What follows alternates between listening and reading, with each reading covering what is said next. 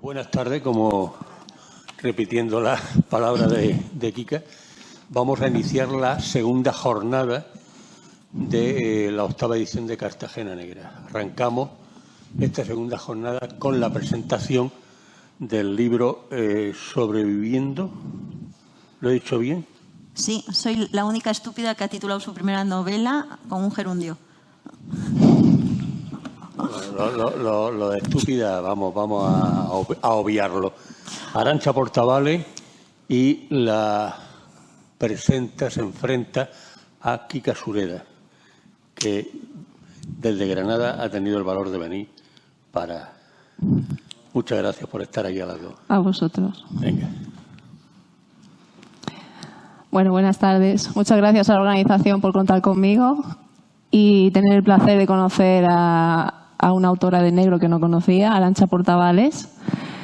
Es licenciada en Derecho, trabaja de funcionaria y esta fue tu primera novela. Y lo curioso de esta novela es que se ha reeditado o ampliado años más tarde. Me gustaría saber por qué. Bueno, esta novela salió en gallego, ¿no? Yo era una señora que hacía lasaña a la Thermomix en su casa y de repente un día me puse a hacer microrrelato y dije yo, pues sí, yo creo que vi este concurso en La Voz de Galicia y dije yo, 31 capítulos de 3.500 caracteres exactos. Y dije yo, qué maravilloso sudoku, ¿no? Luego me di cuenta que no era un maravilloso sudoku, era una maravillosa putada, porque claro, cada vez que tenía una errata tenía que rehacer el capítulo entero. Me presenté y gané. Y bueno, eso me abrió las puertas del sistema literario gallego. Con mi segunda novela firmé por Lumen. Y Lumen, cuando la leyó, le gustó muchísimo. Y siempre me estaban insistiendo en que saliese con ella, pero se colaron en medio las dos novelas negras de Abad y Barroso, ¿no?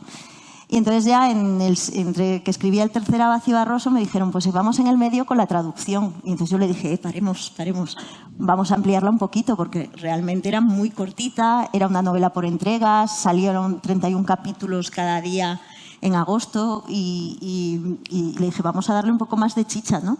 Y ahí me enfrenté a mi primera novela y fue un suicidio. Porque claro, encontrarte con tu yo de hace 6 años, cuando eras una señora que hacía lasaña en la Thermomix, es muy jodido. Sí. Esta novela tiene algo distinto a las otras dos, que claro, son posteriores y anteriores, porque la novela primero se publicó en un año, luego años más tarde se ha vuelto a reeditar. ¿Qué hay de Arantxa Portavales en Sobreviviendo? Mira, cuando hago los agradecimientos de las novelas, claro, yo soy una persona muy social que además tengo la suerte de tener mucha gente en mi vida, ¿no? Entonces siempre hago unos agradecimientos que son eternos, ¿no? Y esta es que me la dediqué a mí, o sea, es que sufrí tanto.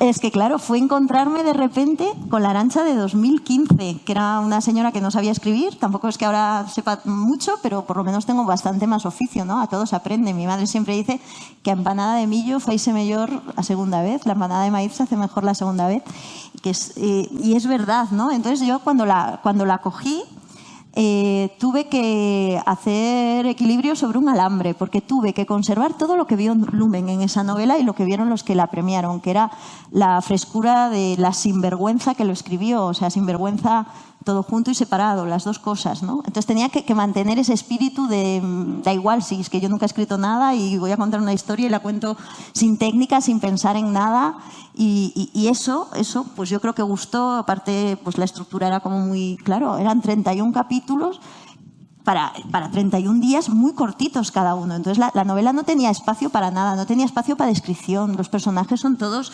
hiperbólicos, muy exagerados, muy... quiero decir, los buenos son muy buenos, los guapos son muy guapos, los tontos son muy tontos, como en la vida real. Y entonces no tenía espacio para nada. Y entonces eso hacía de la novela que fuera muy curiosa. Pero yo al mismo tiempo quería un poco escribir, darle más amplitud a ese personaje, porque esta es una novela que no cuenta una historia, cuenta a una señora. O sea, esta es la vida de Val Valdés, ¿no? Y entonces yo quería, es un personaje maravilloso, y entonces les dije, por favor, denme espacio para hablar más de Val, ¿no? Pero claro, eso supuso que la novela tiene una parte claramente que es la Arantxa de 2015 y otra parte que es la Arantxa de 2021, que fue el año en que la traduje y la reescribí. tuve que conjugar a las dos. Es como mirarse al espejo mirando hacia atrás. O sea, es como llegar a junio y verte en el espejo y decir otro año que he vuelto a engordar más. O sea, es que claro, miras hacia atrás y de repente no sé si te gusta más la de atrás o te gusta menos, ¿no? Es un ejercicio de retrospección importante. Yo me acuerdo una vez que en una presentación, y comienzo con eso, los agradecimientos, en la presentación de la uruguaya de Mayral, él dijo que cuando la petó con la uruguaya, Asteroide le ofreció reeditar Sabrina Love. Y cuando fue a reeditar Sabrina Love se dio cuenta de lo que me está pasando a mí ahora, ¿no? Que decía, joder, yo esto si lo escribiera ahora lo escribiría distinto porque soy otro escritor. Y dijo una frase que a mí me resultó maravillosa y que se me quedó grabada, que es que dijo, yo no soy nadie para juzgar al escritor que fui. Y me pareció que esa era la frase con la que yo tenía que empezar los agradecimientos. Es que la Arantxa de ahora tampoco es nadie para juzgar a la Arantxa de 2015. ¿Qué hay de la Arantxa de 2015? Pues yo creo que he mantenido pues eso, ese núcleo de esa historia en la que me importaba todo muy poco. Solo quería contar una historia divertida o divertida, claro, es que yo soy de las que encuentro divertido andarme cargando gente, claro. Y quería eso, mantener el espíritu de simplemente contar una historia sin más trascendencia, de que el lector se sentase, se le pegase el culo a la silla y lo pasase bien. Y luego, pues, meterle también un poco la impronta de lo que he ido aprendiendo con los años, ¿no? O sea, con la carrera literaria que he emprendido, manejar mejor los tiempos, dibujar mejor las mentes, todas esas cosas que a mí me encanta hacer. Al final, la novela yo creo que ha quedado muchísimo mejor. Aparte, es que lo tenía muy fácil, si me gustaba menos. Hubo quien me preguntó, ¿te gusta más la de ahora o la de antes? Y yo, ¿qué chorrada es esa? O sea, es que si me gustara la de antes ya es cuestión de cogerla y publicarla. Entonces tenía muy claro que si el resultado no me gustaba iba con la anterior. Y ha resultado una novela el doble de larga y que mis lectores, que están acostumbrados a los Abad y Barroso de 400 páginas, me dicen que cortita es. Y yo le digo, es que la anterior era eso, 100 y nada, o sea, 100 páginas, una cosa así. Tenemos que decir que el que busque aquí tripas y morbo no lo va a encontrar. Pero hay otra cosa muy importante que lo hemos hablado contigo, que es la historia que tiene, que es muy actual. Porque no tampoco quiero destripar mucho la obra porque me gustaría que el público la leyera, pero habla de una mujer, Valentina o Tina, que son la misma cara, son las tres caras de la misma moneda, y cuenta una historia de supervivencia, de lucha, de hacer lo imposible para mantener lo que tanto le ha costado a una mujer conseguir, y que no se lo tiren por tierra. Sí. Y además hay un tema aquí que ahora que te lo comenté, que está muy de actualidad, que es la idea de sacar a veces cosas del pasado para hacer daño a otras personas o sacar un beneficio económico, que eso lo vemos mucho en la televisión ahora, en programas de estos del corazón y demás. En los que tienen un muy buen gusto para la literatura, sí. Por cierto, a mí me han recomendado varias veces. Y la gente no es consciente de que ese daño moral puede causar otros daños mayores. Entonces, me gustó muchísimo la historia. Es una historia que se puede leer de una sentada, es muy ágil, utilizas un lenguaje, no te paras en descripciones grandes, pero sí tienes una habilidad que es hacer una disección de la psicología de los personajes. Y eso es algo muy interesante. ¿Los personajes cómo los creas? Yo es que a los personajes los creo siempre desde dentro. Y a mí me gusta contar. Yo siempre no cuento historias, cuento personas. Siempre lo digo, ¿no? Yo, cuando la primera vez que presenté una novela negra en Lumen, leyeron Belleza Roja y me dijeron, Arantxa, es que no se ve Galicia. Y dije yo, ya, pero es que se ve a los gallegos. Es que yo no soy una señora que va a deciros cómo es la ría o cómo es la portada. A mí me encantaría escribir cómo es la portada del Pórtico de la Gloria, igual que Humberto Eco describió la portada del monasterio, ¿no? En El nombre de la rosa. Pero es que no soy capaz. Pero sí creo que se me da bien contar cómo es la gente por dentro. Me gusta. Yo creo que al final escribir es contar la vida. A eso se llega observando. Y además yo creo que por dentro todos somos bastante asquerosillos y entonces me gusta mucho contar cómo somos. Al final uno se mira en el espejo de los personajes y se reconoce, ¿no? Somos muy hipócritas con carácter general, ¿no? Yo me acuerdo cuando hice esta entrevista, estaba muy bien. Cuando saqué esta novela, justo acababa de pasar lo de Will Smith y una periodista me preguntó, Claro, es que esto es un poco lo que le pasa a Will Smith, que por defender a lo suyo hace lo que sea, sale, se levanta y dije yo, mira, es que yo puedo llegar a entender que alguien cuando le tocan lo suyo se montó un dios increíble, ¿no? Se montó un dios en redes, esta señora loca que anda defendiendo, que la gente se anda a leches y a hostias. No puedes entrar en los debates de Twitter, ¿no? Pero sí que es verdad que luego en la vida personal de cada uno, a mí, por ejemplo, me pasó una cosa bastante grave con un hijo, con una hija, y todo el mundo me decía, es que yo a ese tío lo hubiera matado, Y yo decía, yo que reaccioné prescindiendo totalmente de cualquier actitud vengativa, dije yo, o sea, la gente en tu vida personal te dice que si te tocan a los tuyos tienes que matarlos, pero matarlos de... Y de repente tú dices que entiendes que un señor en un momento determinado larga un guantazo y te tratan públicamente como si fueras la enemiga número uno. Porque es verdad que esto en privado sí que lo hacemos mucho. Yo a este tío lo hubiera matado. A mí me hacen esto a un hijo y yo lo hubiera matado. Y tal. Pero luego no. Luego uno le da un bofetón al otro en la calle y digo, oh, quiero decir, mantenemos siempre una postura políticamente correcta. Y yo creo que es una mierda porque lo políticamente correcto se está cargando todo. Se está cargando la dialéctica, se está cargando. A mí hay veces que me dicen, es que tu detective en las Sagagaz y Barroso es un maltratador. Esto me lo dijo un tío en la cárcel que había matado a su mujer, le había metido en un congelador. Y luego me dijo, es que tu detective es un maltratador. Y hombre, tío, te entra un poco.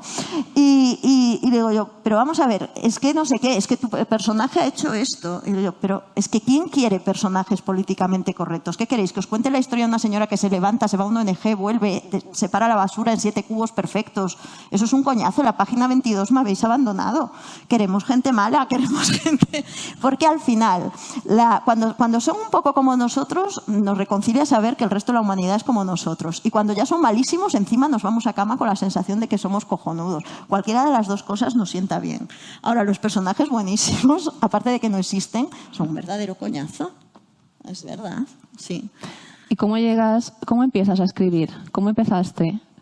¿Pensaste en escribir novela negra o dijiste, bueno, voy a empezar con nunca me he planteado cortos? que escribo, ¿no? Yo un poco lo conté en Úrsula, pero muy exagerado. Sí que es verdad que un día me levanté por la mañana con 39 años y dije, hasta aquí he llegado. De verdad, mi vida va a ser esto a partir de ahora. Ya he sacado 2 oposiciones, una carrera, he hecho un máster, tengo 2 niñas y esto va a ser, a partir de ahora me voy a dedicar a ver a 2 niñas tirarse de un tobogán. Qué infierno, ¿no? Entonces como que me deprimí un poco y busqué una salida y de repente empecé a hacer microrrelato, ¿no?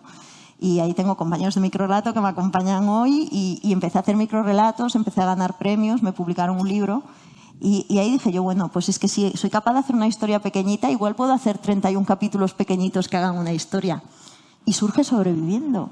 Y de repente me vi en una editorial, claro, lo siguiente que vi... O sea, es que vosotros imaginaros lo que es que yo llego a una cena, no voy a decir como la del Planeta, que Galicia... Pero claro, en La Voz de Galicia, con todas, pues desde políticos, actores, actrices, tal, y yo era allí la finalista y no conocía a nadie. O sea, me empezaron a venir editores que me decían, llámame a mí y no sé qué, y me daban la tarjeta para que le publicarme la novela. Y al día siguiente me dicen, y a las 9 tienes que estar en el Obradoiro para hacer un reportaje, y a las 10 tienes que entrar en Voz Galicia. Y al día siguiente era la portada de La Voz de Galicia. Y claro, o sea, es que yo decía, yo no quiero esto. O sea, yo esa noche me fui a cama mal. O sea, esa noche la que gané el premio, no, me iba con mi cheque toda contenta. Pero la segunda noche, o sea, yo me acuerdo que en la entrevista me preguntó el periodista, ¿tú cómo empezaste a escribir? Yo contándole, bueno, pues hago talleres de escritura. O sea, es que imaginaros, o sea, no, yo en mi vida me planteé que esto iba adelante. Y nada, ¿y cómo escribes? Y yo, hombre, pues yo escribo muy sencillo, hablando ya de técnica literaria. Le dije, hombre, tampoco es que sea Faulkner, o sea, yo hago frases de 4 líneas. Ya tengo un amigo que me dice, Arantxa, que no eres Hemingway, deja de poner punto y seguido cada 3 palabras. Titular de La Voz de Galicia. Soy la Hemingway del taller de escritura.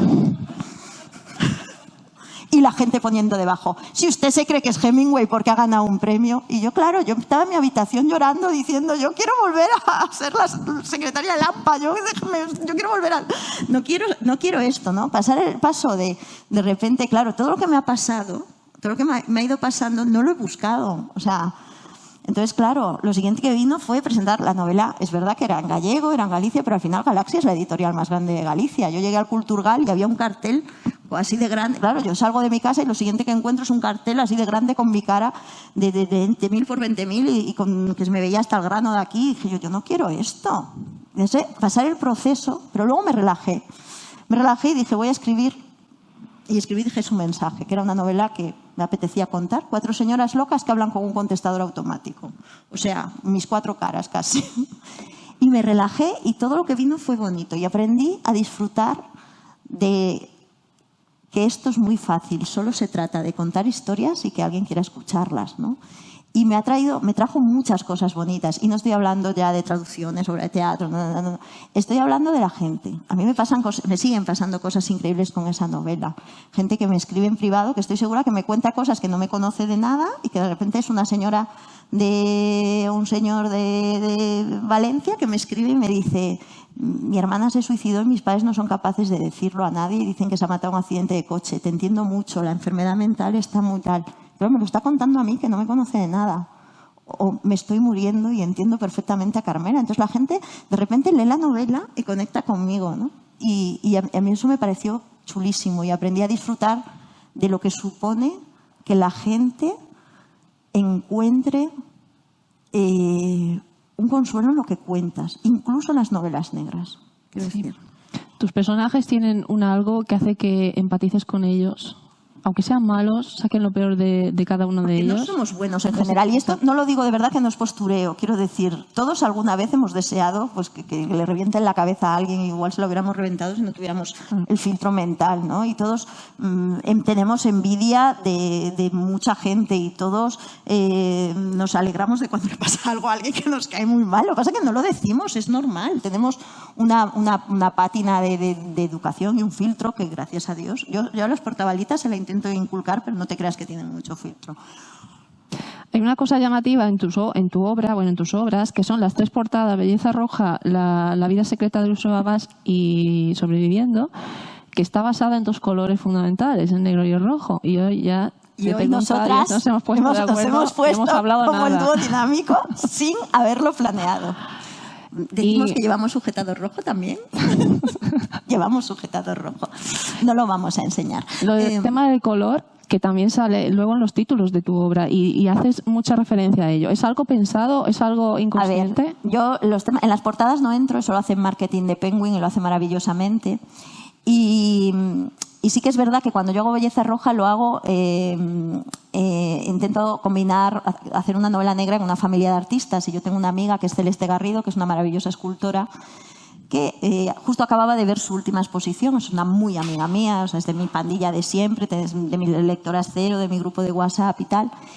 Y entonces decido basar Belleza Roja en toda su obra. Y es verdad que Celeste tiene muchísima obra roja, tiene una etapa roja en escultura, ¿no? Entonces me baso en su zapato de espinas y tal. Y entonces, claro, titulé la obra Belleza Roja porque es que además yo me inspiré en una escultura de ella que era un vestido blanco con un círculo de gelatina de fresa debajo. Para empezar Belleza Roja. Claro, la novela se llamaba Belleza Roja, la sangre, el no sé qué, y entonces Penguin, el equipo de marketing, hace en negro y rojo. La siguiente, bueno, ya sabéis que cuando hacen saga intentan mantener la saga en sus portadas, igual que hacen, pues, no sé, como Carmen Mola, con Susana Martijón y estas cosas, intentan mantener una identidad de las sagas de negra. Y cuando sacan Sobreviviendo me dicen que quieren mantener el color, pero es que a mí la portada me pareció brutal y es que además que me parece que encaja muchísimo con Valo Valdés, sí, porque está expulsando todos sus demonios fuera, ¿no? Es que el rojo en la narrativa audiovisual, bueno, y en todo, es el color de la ira, de la rabia, de la violencia, y el negro, en contraposición con el rojo, también de la muerte. Entonces el color rojo es el color que reconoció el ser humano por la sangre, el fuego y demás. Entonces es llamativo porque esa ira está ahí. La venganza también está ahí.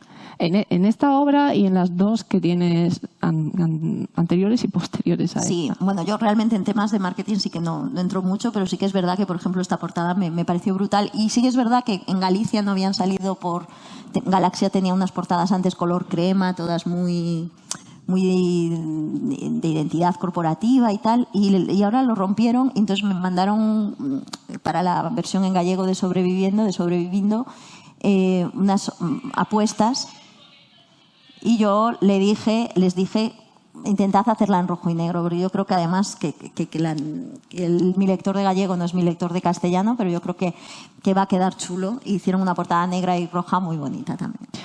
Me gustaría saber cómo trabajas la obra. ¿Te haces esquemas? piensas en un personaje y lo desarrollas, dejas que crezca, te planteas la obra entera y luego la llevas a cabo. ¿Cómo lo haces? El otro día estaba leyendo un ensayo de David Lodge, El arte de escribir, y empezaba diciendo: hay escritores en los que la novela le cae encima. A mí me cae encima. Mira, hoy está aquí Ana Fuster.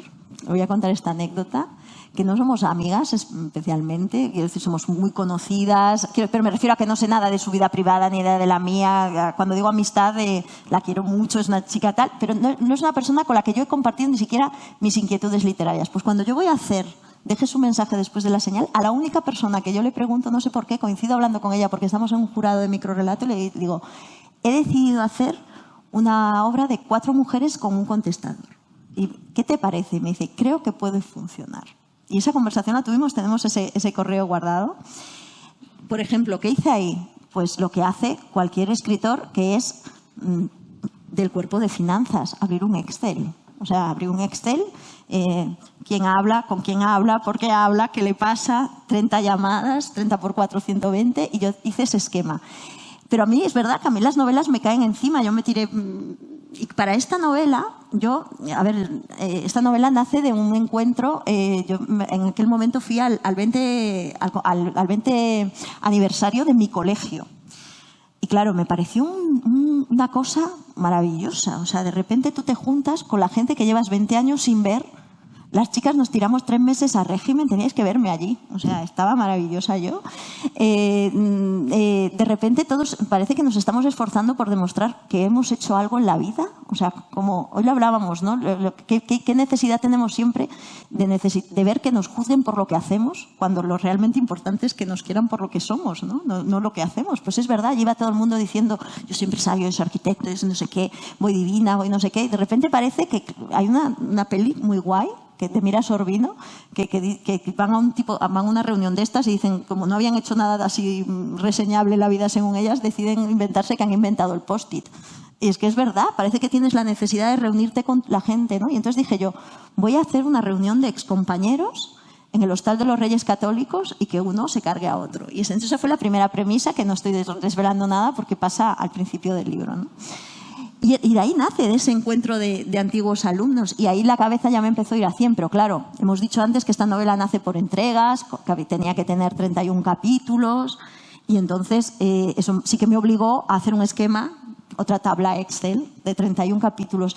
Pero encima decidí hacer algo que el jurado determinó de suicida en una novela por entregas, que es ubicar cada capítulo en un distinto lugar del espacio y del tiempo. O sea, de repente es Madrid 2000 y el siguiente es Compostela 1985 y el siguiente es Cárcel de Teixeiro 2013. O sea, entonces es un pequeño puzzle. La novela no tiene ningún hilo argumental. Simplemente eran 31 y ahora son 53 momentos de la vida de Val Valdés.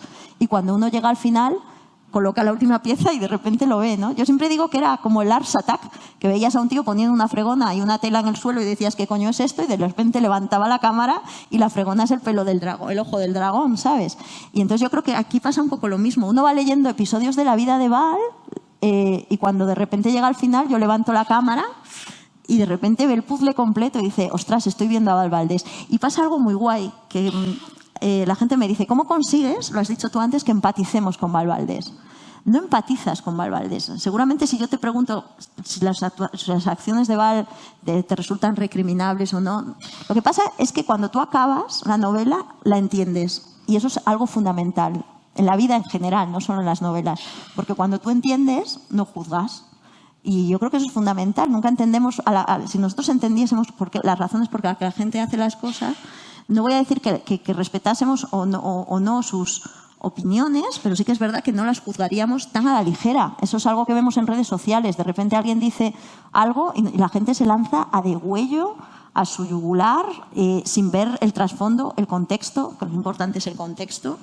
Y sin embargo, esta novela es puro contexto. Cuando uno llega al final, pone la pieza y dice: ahí estaba Val Valdés y su vida, ¿no? Y es así, es una mujer, es un personaje maravilloso.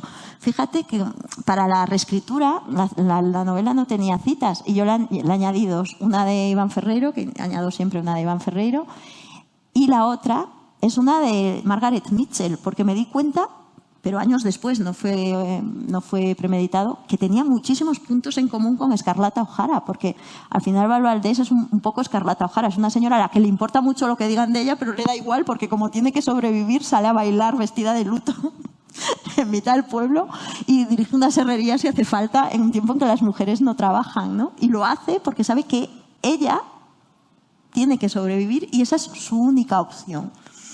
Entonces, por eso puse una cita que además me parece que ejemplifica mucho esta novela. Esta novela habla, en esta novela tiene mucha importancia el dinero. Sí. Muchísima. A Val Valdés el dinero no le da la felicidad, que es una frase hecha, el dinero le da libertad. Yo, que ya tengo una edad o dos, he descubierto que a mí el dinero no me da felicidad, a mí el dinero me da tiempo. O sea, el dinero en mi vida, yo cuando era joven pensaba que el dinero eran cosas, eran viajes, eran bolsos, eran zapatos. No, a mí ahora el dinero me da tiempo. O sea, yo hoy estoy aquí porque he pedido 3 días sin sueldo. El dinero me da tiempo. Y si tengo a alguien que me plancha la ropa, pues no me compraré un bolso, pero me ha dado tiempo. O sea, y al final el dinero te da tiempo y el tiempo es libertad. Y al final la libertad no es felicidad porque no sé si existe, pero es la manera de dormir un poco en paz, ¿no? Y a Val Valdés descubre muy pronto que que necesita dinero para ser libre, para no rendir cuentas. Entonces la frase de Margaret Mitchell de Lo que el viento se llevó es: le entraron a Scarlett unas ganas terribles de ganar dinero por ella misma, dinero que ningún hombre pudiera controlar. O sea, claro, es el ejemplo máximo de la libertad. Y Val Valdés se da cuenta desde muy joven que necesita dinero para ser libre, ¿no? Y si tiene que ir al primer reality show de España, pues a ello va. Es que fundamentalmente si Val Valdés no hubiera luchado por conseguir ese dinero, hubiera sido una persona totalmente desgraciada, porque el futuro que le deparaba tampoco era muy halagüeño. Dicen que el dinero no es lo más importante, pero es lo que tú dices, nos da la libertad. Sí, luego no nos da otras cosas más importantes, como la salud, por ejemplo, y todas esas cosas que los tópicos al final están llenos de verdades, ¿no? Pero sí que es verdad que ella lo pasa muy mal, es una persona terriblemente celosa de su intimidad y la única vía que tiene para encontrar dinero es ir al primer reality que se hace en España, ¿no? Es curioso también el tema del reality, que a la gente le ha llamado mucho la atención en el libro. Yo decidí ubicarlo, empieza el libro... bueno, esto sí lo voy a contar. El libro nace cuando yo me volví loca, me apunté a un curso de escritura y me mandaron a hacer un ejercicio que era: escriba usted un personaje que se note que es un personaje. Entonces yo iba a hacer una entrevista de trabajo, porque dije, ahí todo el mundo... Yo no he hecho nunca una entrevista de trabajo porque soy funcionaria y nunca me he presentado a nada. Acabé la carrera, me puse a opositar y aprobé.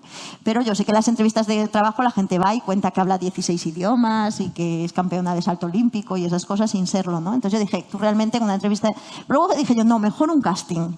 Un casting, y de repente ya me vino a la cabeza y hice un casting de lo que sería el casting del primer Gran Hermano. Y escribí exactamente el primer capítulo de esta novela, que se titula Casting, que en aquel momento era un ejercicio para clase de escritura. Yo acabé y dije, si algún día escribo una novela, escribiré la historia de Val Valdés, porque escribí hoja y media y me enamoré de ella, de esa mujer. Y claro, uno lee ese primer capítulo y dice, jo, qué mujer. Y lee el segundo y ya no la entiende. Y lee el tercero, porque resulta que esta mujer en cada capítulo va mostrando diversas caras, y son caras reales todas ellas. Pero es que es verdad que todos nosotros tenemos muchísimas caras en cada momento y en cada faceta de nuestra vida. No es lo mismo la Arantxa que estaba de ópera en Dublín en 1993 que la que está hoy aquí sentada en el Batel, que la que estaba en el 99 opositando y aprendiendo la ley del IVA de memoria. Esto va dedicado a Charo, que ya ha salido. Que la Arantxa, que yo qué sé, que estaba de luna de miel en Grecia en 2001. O sea, es que todos tenemos en cada momento de nuestra vida, en función de nuestras circunstancias, de la compañía, de nuestra faceta, mostrar esos momentos aislados de esa persona, al final hace que el personaje es verdad que la vida lo vapulea y entonces se destruye y se va levantando y se va reconstruyendo, pero es verdad que al lector se lo vamos haciendo también. Sí. En cada capítulo le construye una imagen que le destruyó al siguiente capítulo para volverse a reconstruir. Y eso yo creo que es lo que hace la novela tan ágil y divertida, ¿no? Has dicho antes que hay una parte que es real, bueno, que utilizaste para la novela, que es la reunión esta famosa de antiguos alumnos, pero ¿hay alguna cosa más del personaje que sea una historia real que tú hayas ficcionado? No, en Val Valdés no, sobre todo no. En otras novelas sí, ¿no? Sí que utilizo mucho a mí. O sea, a mí no me contéis nada que acabáis en una novela mía. Bueno, también es verdad que a mis compañeros de trabajo ahora, cuando me enfado con ellos, les digo vas a morir en mi próxima novela. No me genera grandes simpatías, pero suele hacer gracia. Es que antes te lo he comentado, que hay dos momentos de esta novela que conozco dos casos que son exactamente como los que tú relatas ahí. Entonces me llamó la atención porque es actual, que de repente venga alguien y se aproveche de la... Bueno, lo estamos viendo en los Sálvame todos los días. Es que en 1975 se acostó conmigo. Y bueno, pues ya está. Quiero decir, y está aquí y el poli de Dios. O sea, y es que es verdad, ¿no? Pero es que hay gente que sufre mucho. O sea, hemos tenido... No sé si habéis visto la serie Intimidad. Es brutal esa serie, o sea, de repente sale toda es que es lo que decíamos, o sea, echar un polvo es lo más normal del mundo, echar un polvo en una pantalla gigante y que lo vea todo el pueblo tiene que ser el infierno absoluto, o sea, es que todos, es que no es que seamos ni malos ni buenos, es que tenemos partes de nuestra vida que no nos gusta exponer. Y si eres actriz porno, pues es tu trabajo de todos los días y te dará igual. Pero con carácter general, hay una parte de nuestra intimidad que no queremos que expongan. El que alguien acceda ahí y te lo exponga es un ámbito de vulnerabilidad brutal, ¿no? Y claro, las redes sociales han magnificado esto de una manera... Porque es lo que os decía yo al día siguiente de ganar el premio me agaché debajo de la almohada, lloraba y decía yo no quería esto, yo no quería salir en el periódico, yo solo quería escribir una novela, que déjenme en paz, ¿no? Y esto es lo mismo, o sea, aprenderse el centro de atención es complicado. Después también me he dado cuenta que tus novelas tienen un halo, que habrá gente que no estará de acuerdo conmigo seguramente, un halo muy gallego. Como eso ya lo hemos hablado tú y yo. Yo creo que la gente del norte escribe diferente a la del sur, pero por el clima también, porque un sitio más nublado, a lo mejor más húmedo, sitios más calurosos con más sol, yo creo que también te influye en la psique y a la hora de escribir. ¿Tú crees que es así? Yo creo que sí que somos más oscuritos por arriba. Sí que somos más. Yo me acuerdo que estuve una vez en una mesa redonda, te dije, con Fiona Barto y con Noelia Lorenzo, y sí que coincidimos que tener la nube encima, pero a mí me pasa. O sea, me pasa porque yo en julio voy a trabajar cantando cual alegre pastorcilla y en invierno me quiero tirar de un 15 si un 15 viviera. O sea, porque claro, uno se levanta, ve 16 días seguidos lloviendo con la nube allí. Y yo te digo que eso inspira y cala y somos más para adentro, somos más de estar en nuestras casas, somos normal. Estás a 27, a las 10 de la noche, ¿qué haces? Tomar una caña y no te llevan para casa ni con... Pero claro, tú estás Es que el clima es fundamental, o sea, fundamental en la idiosincrasia de las sociedades, en las características de las personas. Y yo ya te he dicho que lo que es las geografías en sí no las trabajo mucho, pero los personajes por dentro sí. Entonces mis personajes a veces se les va calando y se les va metiendo la niebla adentro. No eres morbosa en el sentido de que si hay quien busque en Arantxa Portavales tripas y cosas así muy fuera de lugar, no lo va a encontrar. Pero hay otro tipo de violencia implícita, psicológica, que creo que impacta más que unas tripas a la hora de cometer un delito. ¿Vas a seguir en la misma línea? ¿Has pensado en escribir otra cosa que no sea negro? ¿Te gusta el negro? ¿Te sientes oscura? Me lo paso muy bien haciendo novelas negras porque es muy sencillo. Quiero decir, yo cuando hice Deje su mensaje, es una novela de 4 mujeres que hablan con un contestado y la gente me pide recurrentemente que haga una novela igual de íntima. Yo siempre digo que hay que estar muy fuerte para hacer ese tipo de novelas, porque son novelas que se escriben con las tripas, que cierras el ordenador y lloras porque eres ellas aunque no lo seas, y entonces yo siempre digo que tengo que estar más fuerte para volver a... Mientras que matar es fácil, ya lo dijo Agatha Christie, y además para mí los asesinatos siempre son una excusa. Yo siempre hago 2 novelas, una que va por encima, que son Abad y Barroso intentando descubrir porque las mías son de misterio, ni siquiera son muy, muy oscuras, ¿no? Y por debajo yo hablo de lo que me da la santísima gana, que para eso escribo, si no, seguiría haciendo la señal a Thermomix, y entonces, pues yo qué sé, en Belleza hablo de la culpa, en Úrsula hablo de la crisis existencial, ahora acabo de escribir sobre el duelo. Yo tengo muy claro de lo que quiero hablar en cada novela. Y lo voy contando. Y el que quiere escarba y el que no, que eso también es importante, que el lector se quede en la superficialidad cuando viene, yo qué sé, de salvar 16 vidas operando a corazón abierto, y si quiere llegar y sentarse y quedarse solo en leer una autopsia, pues me parece estupendo. No lo haré tan bien como Inés, pero si realmente lo que quiere es escarbar y un poco ver lo que hay debajo, pues es verdad que al final la literatura es contar la vida y todos aspiramos a dar un poco, o por lo menos, la visión de cómo la vemos, ¿no? A través de nuestros personajes. Por eso sigo haciendo negra, porque me lo paso muy bien haciendo las tramas por encima y me da cierta libertad para ir contando. Sí, acabo de terminar la nueva de Abad Barroso y me lo he pasado muy bien. Y el día que deje de pasármelo bien volveré a hacer la hazaña. Me he quedado con ganas, que la tengo pendiente, dejes un mensaje después de la señal, pero me llamó muchísimo la atención que cuando estuve leyendo tu biografía decía que había sido traducida al hebreo, al italiano y al alemán. El italiano es un público más parecido, más mediterráneo, ¿no? Pero el público hebreo, algo tiene esa novela que ha calado tan profundo para que se haya traducido a ese idioma. Y el alemán también creo que es un público totalmente distinto. Sí, me siguen escribiendo, sí. Bueno, lo de la primera vez que me escribió una señora en hebreo, de repente abrí el ordenador y dije, se me han cagado 30 moscas encima de la pantalla. Porque dije, ¿yo esto qué es? Y luego me di cuenta que era una señora de Israel que había leído el libro, ¿no? Y me parece increíble. Pero luego me di cuenta que al final es una novela que habla de nosotros, ¿no? Y al final, un poco lo que hablábamos, al final si una señora de China de 2021 y una señora de Perú de 1910, yo creo que sienten lo mismo si tuvieran que contarle a su hijo que sienten cuando se van a morir. O sea, la novela es muy universal porque habla de cómo somos, de cómo sentimos, de cómo estamos ante diversas situaciones. Habla del abuso, habla de la muerte, habla de saber morirse, que es muchísimo más importante que saber vivir. Saber vivir sabemos todos, morirse es una asignatura que tenemos todos pendiente y además es que es de idiotas, porque nos vamos a morir todos, pero sin embargo me he dado cuenta que todos llevamos muy mal prepararnos. Bueno, yo creo que llevamos peor la muerte de las personas que queremos que la propia, porque yo todo el mundo que he visto que al final sabe que se le acerca al final se va apropiando de ese proceso con una dignidad bastante importante y los que realmente... pero mirarle a los ojos a alguien que se está muriendo. Mi vecina Cris, que se murió con 46 años, me decía, lo peor sois vosotros, que no sabéis qué decirme ni sois capaces de mirarme a los ojos. Es de lo más fuerte que me han dicho en mi vida. Y yo le dije, Cris, es exactamente así. No sé qué decirte. Y me dice, es que me muero, pero no hay más. Me dice, bastante jodida estoy, pero claro, para ella lo peor era que no éramos capaces de hablar con ella. Entonces, al final, es verdad, todo ese proceso es una novela muy universal en ese sentido, ¿no?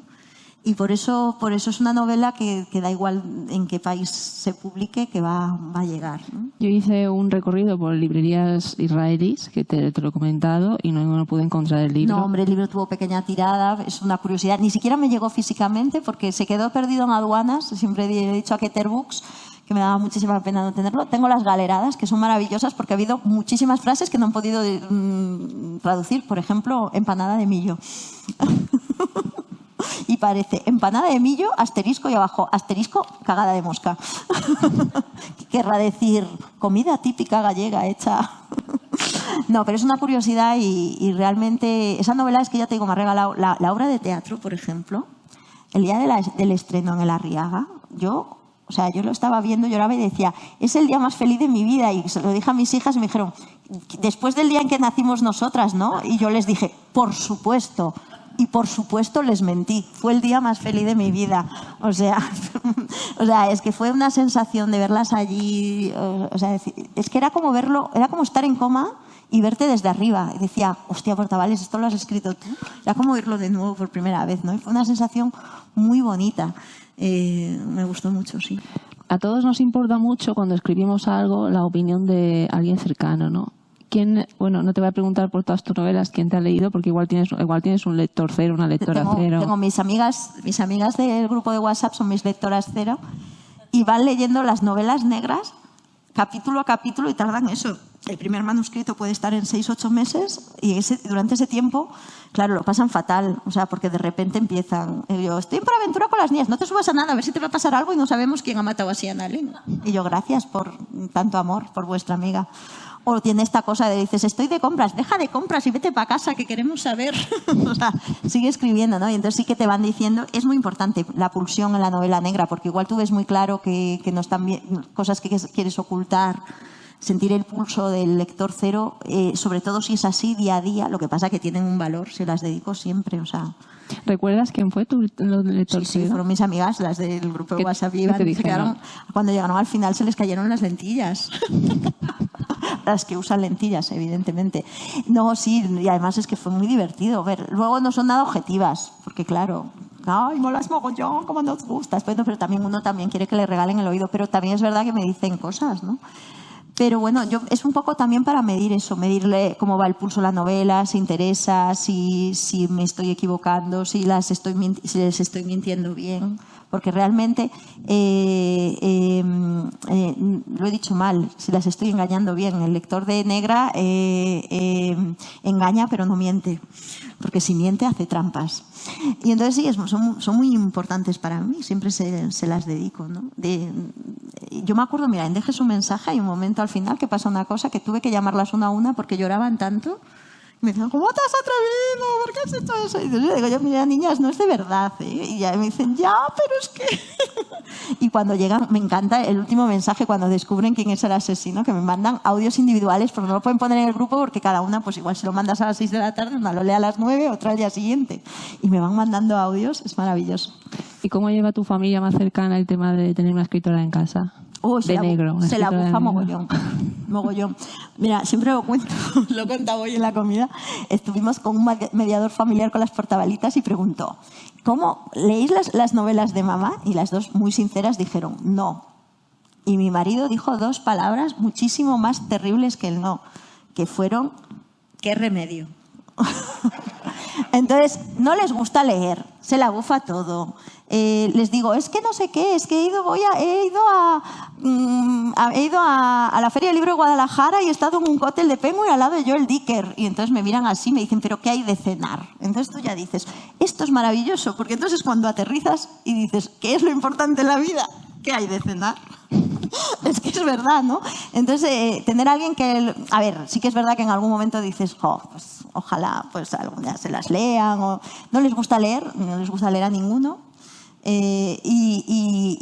Pero sí que, sin embargo, sí que hay un atisbo a veces de orgullo, ¿no? Pues cuando pasan cosas bonitas y así, que eso también es importante, pero vamos, el mismo orgullo que tienen los hijos de otras personas cuando ven que es, no sé, que su padre ha conseguido pasar al siguiente nivel del videojuego o es campeón de pádel, yo qué sé. Esta es la novela... ¿Una de tus novelas que más te ha gustado o de las que menos te ha gustado? Porque a mí hay autores que dicen, no, todas me gustan. Hay gente que dice, no, pues no, son distintas. Sí que es verdad que yo creo que crezco en cada novela y por lo tanto, al ser la primera, yo creo que si la hubiera escrito ahora no la hubiera escrito así o bueno, ya os he contado el proceso, ¿no? Pero todas las novelas son especiales. Yo no estaría sentada aquí si no hubiera ganado el premio Novela por Entregas de la Voz. Seguiría en mi casa. Entonces, esta novela a mí me abrió las puertas del sistema literario gallego. El sistema literario gallego me abrió las puertas de un agente y de una editorial como es Lumen, ¿no? Que no vamos a decir qué editorial es Lumen. Yo cuando miro el catálogo de Lumen ya digo, mire para arriba, para abajo, para el centro, para el lado. Me entra un síndrome del farsante tan brutal. Digo yo, ¿pero qué hago yo al lado si tengo a Elena Ferrante a la derecha y a Alice Munro a la izquierda? Por el amor de Dios. O sea, ¿qué hago yo aquí? Entonces yo, claro, cuando quiero presumir digo, yo publico en la editorial de Mafalda y ya está todo dicho. Pero no te puedo decir que es la que menos me gusta. Sí que es verdad que, a ver, nace lastrada por un premio, por una arquitectura de tal. Entonces eso hace que la novela esté lastrada. Pero luego es una novela, ya te digo, que tiene una frescura, es muy distinta. Y cada novela tiene su momento, claro. O sea, yo siempre, tu novela favorita, yo siempre creo que tiene que ser la última. A mí me suele pasar. Porque es donde te vienes de dejarte la piel, ¿no? Y a mí, si me preguntas cuál es mi novela favorita ahora, la que sale en febrero. Te vas a meter la cuña. La verdad que hay mucha diferencia de esta novela a las otras dos. Son muy distintas. Se nota, te lo comenté, un crecimiento narrativo, no tanto como temático. Hay una diferencia muy grande, un cisma muy grande entre los temas de las otras dos novelas y este. Bueno, es una novela que ya tiene 7 años y que ya te digo, yo si tuviera que hacer ahora una novela de 31 capítulos de 3.500 caracteres exactos, me saldría otra cosa igual de parecida. O sea, es que es un corsé tan brutal. O sea, que es lo que te digo, no tienes tiempo a describir un personaje, todo es diálogo. Pero es lo que te digo, o sea, de repente dices, la chica no es guapa, es guapísima Miss Universo, la suegra no es mala, es Angela Channing. O sea, es que están todos muy exagerados.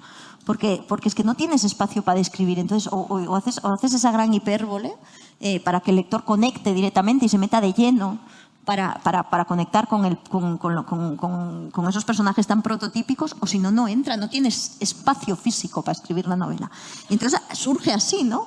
Y cuando ya tienes el esqueleto hecho y ya tienes la novela hecha, por mucho que tú quieras ampliar, tienes que respetar eso, porque eso es lo que esta novela es, ¿no?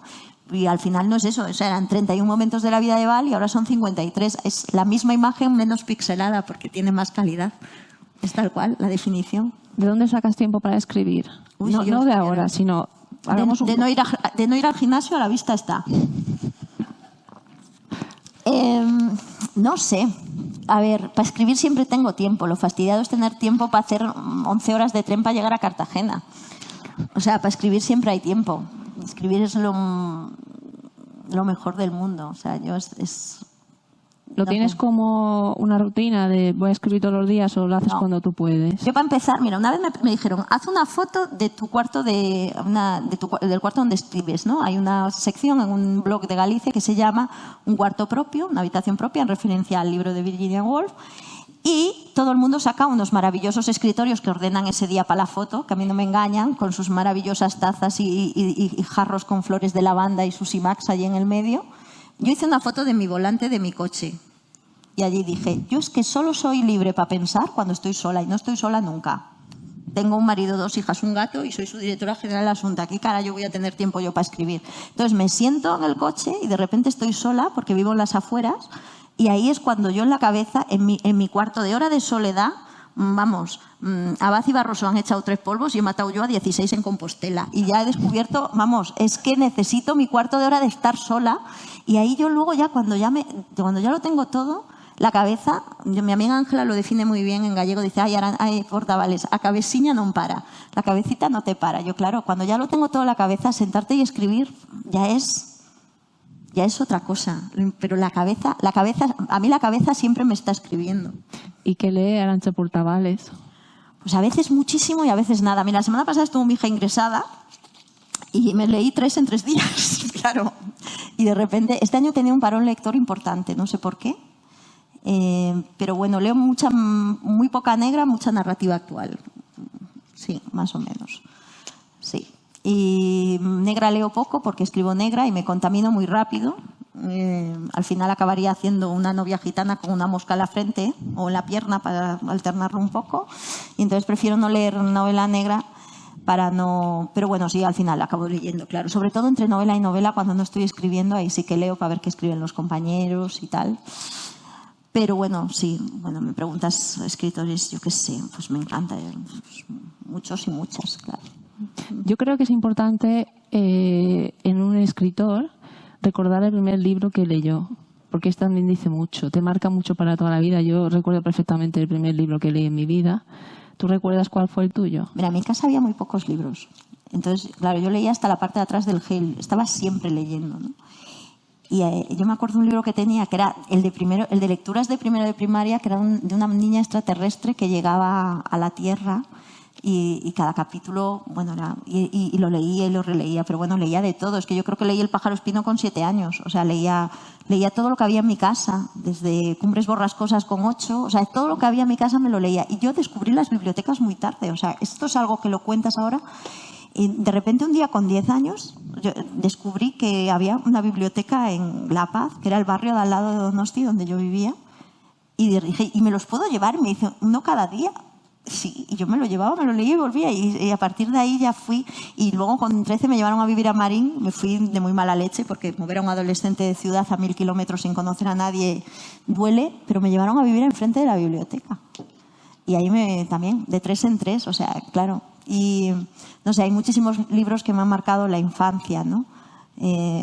Yo quizás recuerde con especial, o sea, un especial zarandeo con Momo.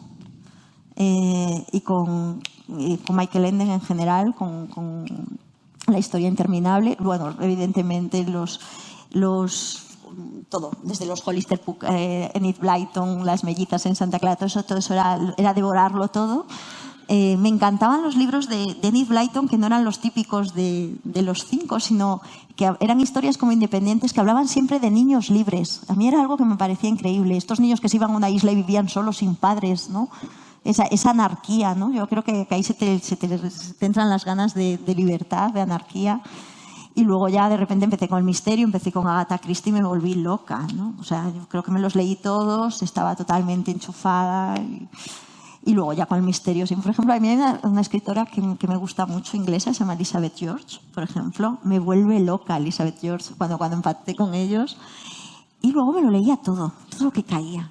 Y no concibo mi vida sin libros, no concibo... para mí un viaje era qué libros iba a leer. O sea, estudiaba en Donosti, o sea, después vivía en Galicia y estudiaba en Donosti. Eran 2 libros para el viaje de ida, 2 al de vuelta, que estábamos igual de mal comunicados que vosotros. Entonces tardaba 11 horas para ir de Galicia a Donosti. No, 13 horas. Entonces me cogía mis libros de bolsillo. Luego cuando descubrí las tiendas de segunda mano, o sea, es que ahora tengo tantos libros que me miran mal en mi casa. Pero bueno, estoy esperando que me echen, a ver si cae esa breva y me echan de casa por culpa de los libros. Me iré con mis libros a otra parte. ¿Hay algún libro que hayas empezado a leer y no hayas podido acabar, por lo que sea? Sí. El Señor de los Anillos. Sí. Me lo regaló mi marido cuando empezamos a salir y fue el primer libro que no fui capaz de leerme. No sé si es una señal o no. ¿Qué? En español. Sí. La traducción era en español. No lo sé, yo no he sido capaz. Pues no he sido capaz. Y luego lo intenté de nuevo cuando salieron las pelis. Dije, ahora que ya tengo el universo en mi cabeza. Y luego dije yo, seguro es porque yo no manejo este universo, pero sí que es verdad que he leído, no es mi género favorito en absoluto, ni soy una experta, pero por ejemplo yo creo que me leí los del Juego de Tronos muchísimo antes de que hicieran la serie y me gustaron. Rothfuss me gusta mucho, por ejemplo, y quiero decir que no es una cuestión del universo o de que yo no tenga imaginación, es que no conecté con Aragorn. Bueno, con Aragorn me hubiera conectado si él hubiera querido, pero hijo de Arathorn y señor de la Tierra Media, al que le quiero dar lo suyo y lo de su prima. Pero no, con la novela no conecté en absoluto. Has estado en más festivales, ¿verdad? Has hecho una tournée buena. Hoy a la mañana decíamos en el desayuno de los escritores, dice, mira que hay gente que escribe negra. Y dije yo, casi tantos como festivales. Y había contado, Charo, ¿cuántos? ¿40? 40. Me gustaría saber qué te nutre de cada uno. ¿Qué te nutre? ¿Qué te gusta? ¿Qué te llevas? Me llevo a los escritores. Yo todavía estoy en ese punto en el que os veo a vosotros y me entra el síndrome del farsante y hago... Pero yo me acuerdo, por ejemplo, en Valencia estaba sentada al lado de Claudia Piñeiro y yo decía, ¡ay, que no se me note cómo me gusta!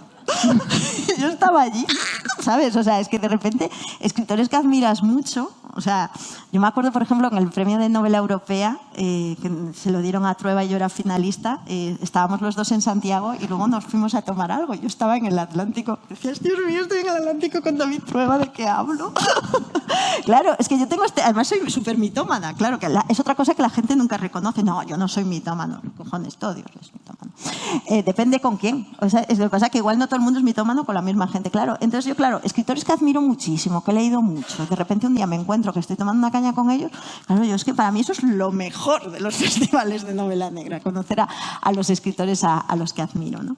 Pero luego también es verdad que lo bonito es el contacto con el público. O sea, yo tengo un público, no tengo trillones, pero tengo los mejores, siempre digo, tengo un público súper fiel, súper agradecido, súper... O sea, yo voy a firmar y de repente, claro, tú estás en Madrid y tienes al lado acercas y al otro a reverte y dan 16 vueltas así y tal, y a mí me vienen 12, pero los 12 que me vienen con los 4 libros. O sea, y yo como me gusta, no sé, o sea, tengo un público súper, unos lectores súper generosos, ¿no? ¿No has tenido ningún fan un poco...? Taraditos hay en todos lados. Hombre. de Úrsula vas algún tarado, sí, hombre. Además ahora con las redes, porque claro, lo de las redes es brutal. Primero porque las redes solo sacas fotos en las que estás maravillosa, ¿no? Segundo, porque la gente no tiene filtro en las redes, es brutal. O sea, tú vas a la carnicería y el señor de al lado no te dice, tu mirada es sensual y elegante. Pues ¿para qué coño me lo dices en Facebook, idiota? O sea, quiero decir, si tú no dices eso en una frutería, porque ¿en qué punto la gente pierde el pudor? Claro, entonces, gente que sí, o sea, yo me acuerdo de un señor que vino, se compró 5 libros míos delante de mí, o sea, que dices tú, este señor se acaba de gastar 100 y pico euros y después solo me invitaba a cenar. Y yo, mire, usted ya se puede comprar las pasas si quiere, pero yo no voy a cenar con usted. Y el tío allí. Claro. Y luego, rollos raros, sí. Yo me acuerdo, esto lo conté en Úrsula y me pasó de verdad, estar en una feria y me iban llegando fotos al Messenger, porque era un señor que no tiene mi teléfono, sacándome fotos de lejos. Y no vino a que le firmara el libro. Y cuando ya me metí en el coche, me llegó una foto metiéndome en el coche. Y luego me llegó una del libro firmado en su casa. Fue porque dejé varios firmados, me dio un miedo. Ese tema sale en Úrsula. Sí, ese tema está en Úrsula, eso lo utilizo en Úrsula. Quiero decir, y sí que me llegó la carta con el hola, ¿eh? Así. Pues tú vas dejando tu miguita en cada libro, vas dejando un poquito de ti. Sí, a ver, taraditos estamos todos y algunos lo demuestran más que otros. O sea... Ahora viene la pregunta clave, la que le gusta mucho a Paco, que está por ahí. Manías. Manías todas, para escribir, por ejemplo. Escribir siempre con ruido, a ser posible con música. Ya lo cuento todo en Úrsula, con mi lista de Spotify, que odia a toda mi familia. Pero eso, el ruido es fundamental, o sea, el sonido. No soporto el silencio. Yo no sé, tendrá algún rollo. Seguramente ahora, si hubiera nacido 30 años más tarde, me hubieran detectado hiperactividad, porque soy incapaz de ver una... O sea, yo tengo o que leer y ver que ver una peli y leer, o cocinar y ver una serie. O sea, soy incapaz de hacer una cosa sola a la vez. Me parece como que estoy desperdiciando el tiempo, ¿no? Y entonces, a escribir me pasa lo mismo. Yo me pongo series y mientras escribo las oigo, veo. Así van luego los textos y así asimilo de poco las series. O sea, al final no soy capaz. Pero bueno, yo siempre digo que he sacado una carrera y 2 oposiciones con los cascos puestos y escuchando en aquel momento a Gemma Nierga y a Gabilondo. O sea que sí. Por ser, como dices tú, la señora Thermomix, antes de escribir, no hay nada de gastronomía en tus obras, ni tampoco de sexo. Son 2 cosas que... ¿De sexo? Pues sí, quiero decir, el sexo, yo no voy por la vida contando si lo he hecho encima de la mesa. La gente con carácter general, no nos vengamos arriba, tampoco lo hace encima de la mesa. Ayer hablaba con Elia que en Belleza Roja tengo una mamada de 2 párrafos y me dice mi marido, ¿qué has puesto aquí yo, tío, una mamada? Quiero decir, y es que, pero lo que es importante, sea comida, bueno, comida es lo otro también, sea sexo, sea lo que sea, es que si tú escribes eso, o sea, da igual, es que sea importante para la novela. Quiero decir, tiene que ser necesario. Yo en ese momento pongo eso porque es necesario para entender el personaje.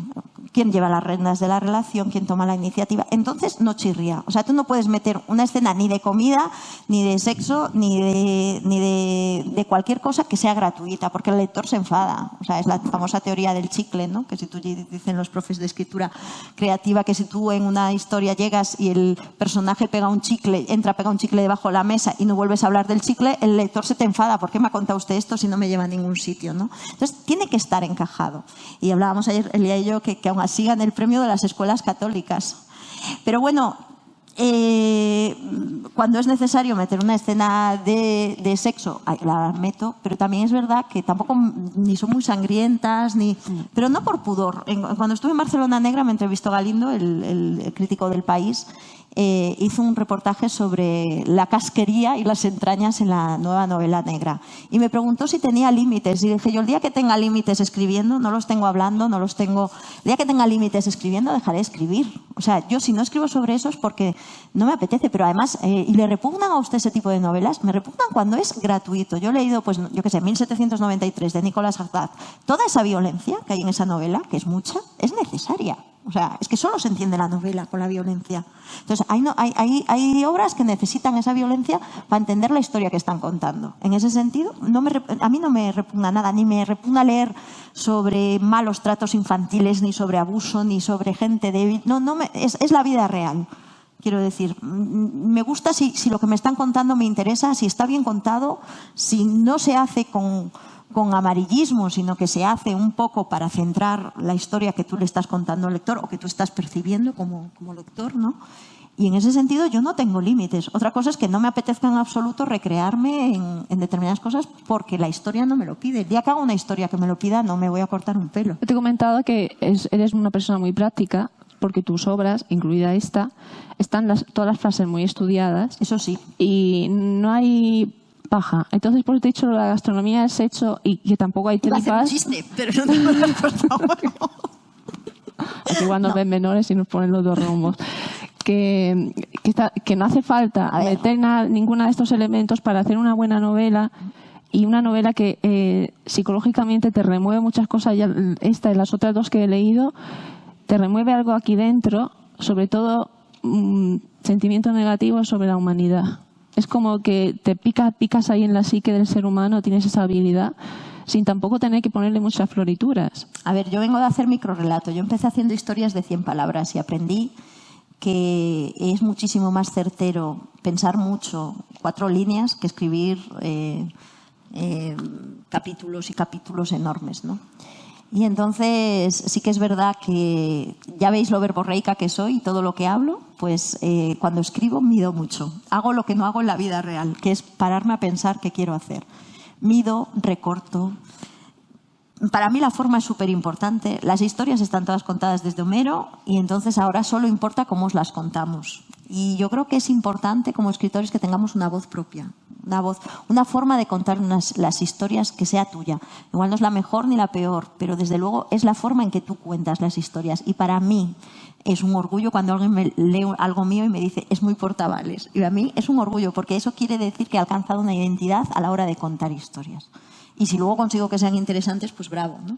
Y luego la parte mental es que para mí es fundamental. Yo tengo un libro que conoce poca gente porque yo tengo una editorial que me publica en corto, que es Bululú, con la que publiqué el libro de microrelatos, que se llama Historias de Mentes, que es un libro de relatos, que son 11 relatos sobre gente que tiene cada uno de los relatos tiene una peculiaridad. Tengo uno sobre una hipernésica, otro sobre un obeso mórbido, otro con una mujer con Alzheimer, otro de un maltratador, otro de una con TOC, otro de una mujer con trastorno de doble personalidad. Bueno, y la enfermedad mental es como una excusa para contar el conflicto, ¿no? Que al final el conflicto de la señora con Alzheimer es el mismo conflicto que el de la señora que tiene que llegar a fin de mes y no le llega. Es un conflicto, que es lo que tú quieres en literatura, un conflicto, ¿no? Si no pasa nada, no tienes nada que contar. Pero me lo pasé muy bien porque hablaba desde dentro de ellos y tenía que ponerme en la piel de una señora que es hipernésica, que de repente recuerda todo lo de su vida y que ha sufrido y a la que han violado. Entonces dices tú, es que quiero olvidarlo, es que no puedo, es que va contra mi naturaleza. Crear ese conflicto,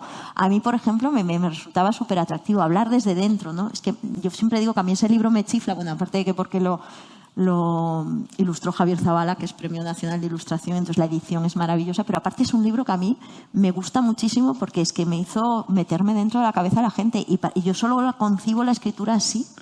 ¿Has odiado algún personaje de los tuyos? ¿Ha llegado a tenerle asco o tirria a alguno de tus personajes? Yo creo que les acabo teniendo cariño a todos, incluso a los asesinos, maltratadores. No los entiendo, pero sí que es verdad que al final uno convive con ellos. Me da especial asco, o sea, me causa especial repelús. Pues mira, de este libro de historias de mentes hago la historia del maltratador con la voz del maltratador. Y ese me repugna especialmente. ¿Todo eso lo haces cuando estás con tus minutos de silencio en el coche, pensando? Lo que da de sí un minuto de silencio. Que pueden preguntar si quieren, ¿eh? Nadie quiere Tienen miedo de que ¿no? hable más.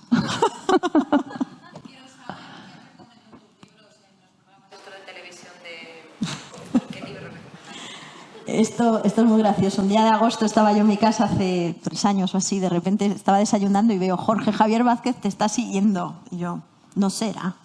Y de repente veo 800.000 seguidores. Digo yo, pues sí es. Y de repente me dice, hola, en privado, estoy leyendo tu libro. Y yo decía, esto es de un surrealismo brutal. Entonces yo decía, ¿qué le digo yo a este hombre? Entonces le dije yo, bueno, pues muchas gracias, espero que te guste. Y voy corriendo a decírselo a mi suegra, que solo cree en Dios y en el Sálvame Deluxe. Las dos cosas son verdad. Entonces no dije nada en redes, evidentemente, era una conversación privada, pero de repente en cuanto volvió de vacaciones fue lo primero que dijo, me he leído Belleza Roja y me ha encantado. 3 ediciones en 2 días, número 1 en Amazon. Entonces yo le estoy muy agradecida, y lo digo de verdad, porque es un señor que no conozco de nada, que se ha leído mi libro, y claro, cuando salió Úrsula, pues también me lo recomendó. ¿Qué? Ahora se los mando yo. ¿Se lo compró? No se lo compró. Sí. No se lo envió. Pues mi editorial mandarle un libro a Jorge Javier Vázquez. No, ahora se los mando yo. Sí, me dio hasta la dirección de su casa. No os la voy a dar, por si alguien lo quiere matar. No, yo le estoy muy agradecida porque quiero decir, yo tengo un amigo que es su director de un programa de Telecinco que me dijo, esa cuña vale 30.000 euros. Sí. Y dice, y teniendo en cuenta que se ha notado que no está pagada, vale muchísimo más. O sea, y que alguien recomiende tu libro. A ver, al final, yo, para lo bueno o a lo malo, todo lo que vendo lo vendo con el boca a oreja. Y yo siempre digo que agradezco absolutamente todos los boca a orejas de mis lectores, pero hay voces y bocas que se oyen más. Entonces, que a mí un presentador de televisión o una persona que tiene 1 millón de seguidores en redes sociales se levante un día y diga me ha gustado el libro de Arantxa, pues yo le estoy muy agradecida.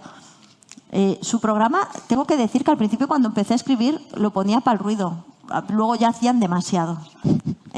No me gusta, pero no es una cuestión snob, ¿eh? Todo el mundo sabe que soy muy fan del First Dates, que tampoco es que sea el sumum de la intelectualidad. Quiero decir, si me gustase lo diría. No me gusta. Pero sí que le estoy muy agradecida porque fue un gesto que hizo de manera espontánea, sin que nadie y me pareció, pues eso, sobre todo el efecto que tuvo, ¿no? Porque, bueno, yo creo que ahora Belleza debe estar en la 7ª o 8ª edición. En Bolsillo ya vamos también con 2ª edición este año. La primera salió una limitada muy grande de estas de ediciones. O sea, y yo creo que eso o sea, me pese o no me pese, quiero decir, tiene mucho que ver en la difusión que tuvo en su día, ¿no? Ay, eso es graciosísimo. Porque sacaron Belleza Roja y Arantxa Portavales. No hay nada que me haya sentado mejor en mi vida que ver a ese tiarrón tan guapo decir Arantxa Portavales. Pero claro, acertaron el título y mi nombre, pero el apellido no. Entonces mi padre, que la ve todos los días, o sea, estaba delante de la tele, me lo cuenta enfadadísimo, ¿no? Porque... Entonces, claro, veías al señor Belleza Roja y Arantxa Portales, Morcales, Mornales, y mi padre decía, no me lo puedo creer, que adivine Arantxa y no adivine Portavales. Esas son cosas que son graciosas, que hace gracia contarlas, pero al final tampoco... Quiero decir, que se agradecen muchísimo porque le dan una difusión a tu obra y una dimensión. Pero claro, yo creo que esto hay que distinguirlo. Seguramente uno no escribe para salir en la ruleta de la fortuna, evidentemente. Pero se agradece que gracias a la ruleta de la fortuna tengas 200 lectores más. Eso sí que se agradece infinito, ¿no? ¿Alguna pregunta más?